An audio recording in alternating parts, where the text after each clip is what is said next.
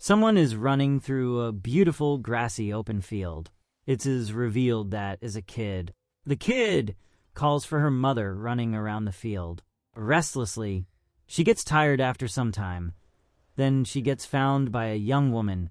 Before her identity revealed, it was just a dream, dreamt by our protagonist Suzume.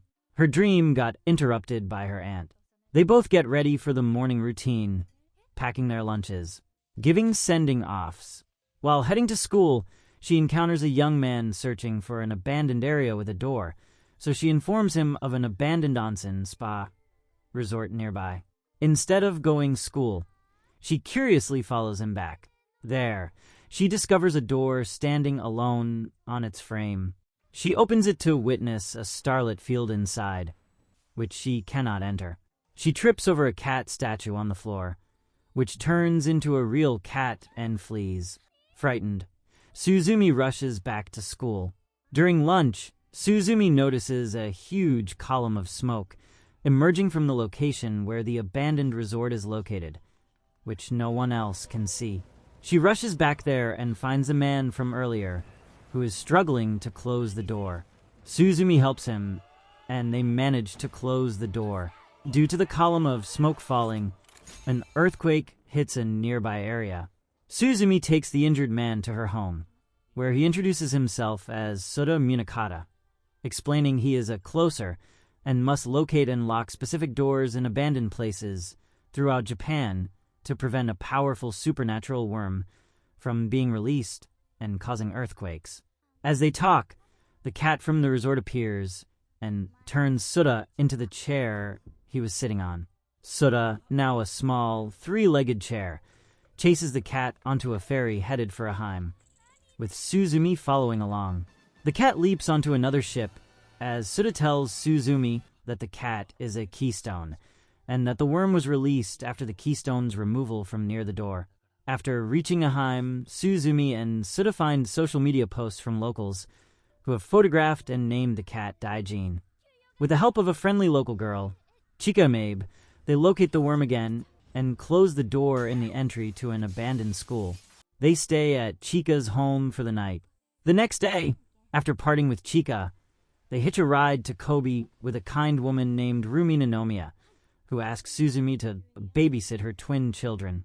In the evening, Suzume spots Daijin, who leads her and Souta to an abandoned amusement park, where the worm is trying to emerge again from a Ferris wheel. They manage to lock the door, and the worm disappears. Souta explains that the portal within the door leads to the Ever After, a place where souls go after death. After tracking Daijin to Tokyo, Souta asks Suzume to take them to his apartment. There he explains the legend of the worm, and that he is the last descendant of a family that, for many generations, had been responsible for locking all the doors that lead to the Ever After. He says that there are two keystones that seal the worm. The western keystone has become Daijin, while the location of the eastern keystone is unknown. He warns that if the worm tries to emerge in Tokyo, it could cause an earthquake of the same magnitude as the 1923 Great Kanto earthquake. Suzume notices the worm emerging again, and the two follow it.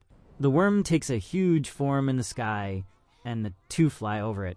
Daijin reappears and reveals he has passed on his function as a keystone to Souta. Souta suddenly turns into a keystone, and Suzume reluctantly uses him to lock up the giant worm. Suzume wakes up at a shrine housing the Tokyo Gate, where she sees Souta in the Ever After, but is unable to enter the door.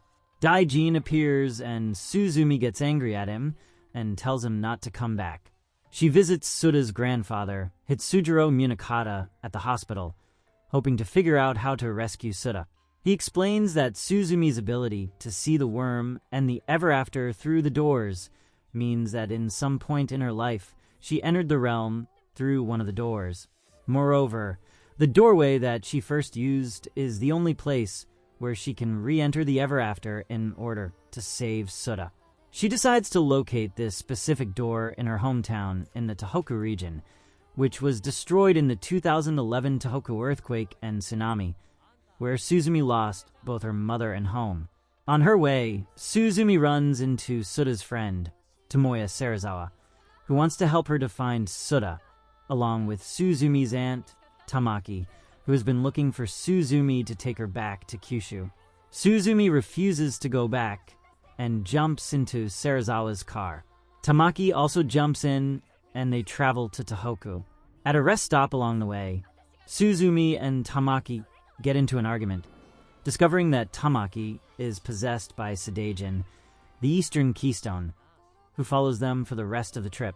Tamaki takes Suzume to the ruins of Suzume's old house, where Suzume finds the old door and enters with Daijin and Sadaijin.